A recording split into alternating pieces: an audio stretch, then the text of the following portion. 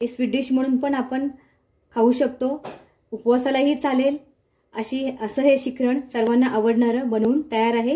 हे बघा, शिखरण तर आपलं बनवून तयार आहे, पण मला इतकं आवडतं ना की हे बघा मी अगोदरच वाटीभर माझ्यासाठी काढून घेतलेलं आहे। खाऊन बघते। हे बघा किती छान झालेलं आहे। हे बघा कसं क्रीमी दिसतंय। हे बघा खूप छान झालेलं आहे। आता हे मी खाऊन बघते। खूपच छान झालेलं आहे। बघा तुम्ही नक्की करून बघा, तुम्हाला नक्की आवडेल। चला आता शिखरण बनवायला घेऊया पटकन। सस्नेह स्वागत आहे आपलं दापोली किनाऱ्यामध्ये। आज आपण सर्वांना आवडणारं मस्त असं केळीचं शिखरण बनवणार आहोत। खूप छान अशी पिकलेली 6 केळी घेतली आहेत। साखर आपल्या आवडीनुसार घालायची आहे आणि इथे थोडी वेलची पूड घेतली आहे आणि थोडेसे ड्रायफ्रूट घेतले आहेत। सर्वप्रथम आपण केळी सोलून घेऊया। आपण ही 6 केळी घेतली आहेत, त्याच्यामधली ना ही 3 केळी आपण ही अशी कुस्करून घेणार आहोत।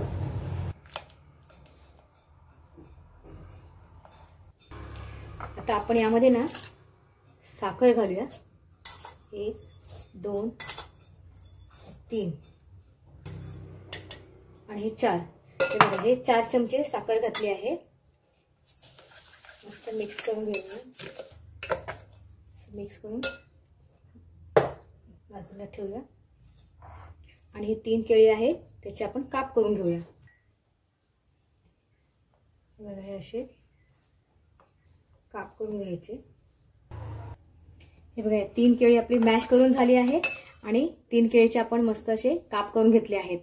आता आपण हे काप सुद्धा यामध्ये घालूया, मिक्स करूया। हे अर्धा लिटर दूध घेतलं आहे, हे यात आपण घालूया।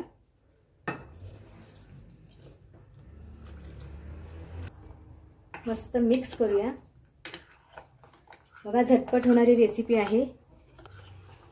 केळीचं शिखरण हे सर्वांनाच खूप आवडतं। तुम्ही एकदा अशा पद्धतीने पण करून बघा। आपण केळी मॅश केली आहे ना, त्यामुळे बघा दुधाला असा घट्टपणा येतो। आणि ही रेसिपी तुम्हाला आवडली तर लाईक शेअर कमेंट नक्की करा आणि दापोली किनारा हा चॅनल सबस्क्राइब केला नसेल अजून तर तो जरूर सबस्क्राइब करा। हे बघा मस्त असं। आणि आता यामध्ये ना आपण वेलची पूड घालूया। नुसतेही खाऊ शकतो आपण, झटपट बनणारी अशी स्वीट डिश आहे की नाही बघा। आपण याच्यामध्ये वेलची पूड घातली आहे, ती छान मिक्स करून घेऊया। हे बघा केळीचं शिखरण तयार आहे आपलं। मला तर हे एवढं आवडतं ना, इथं नुसतंही खातेच पण चपाती बरोबर किंवा पुरी बरोबर सुद्धा खाते। इतकं हे छान मला आवडतं। हे बघा आपलं शिखरण तयार आहे। आता यावरून आपण हे बदाम आणि काजूचे काप आहेत ना ते घालूया। ड्रायफ्रूट घातले नाही तरी चालेल। तर असं शिखरण बनवून तयार आहे। तुम्ही हे नक्की करून बघा, तुम्हाला नक्की आवडेल। थँक्यू।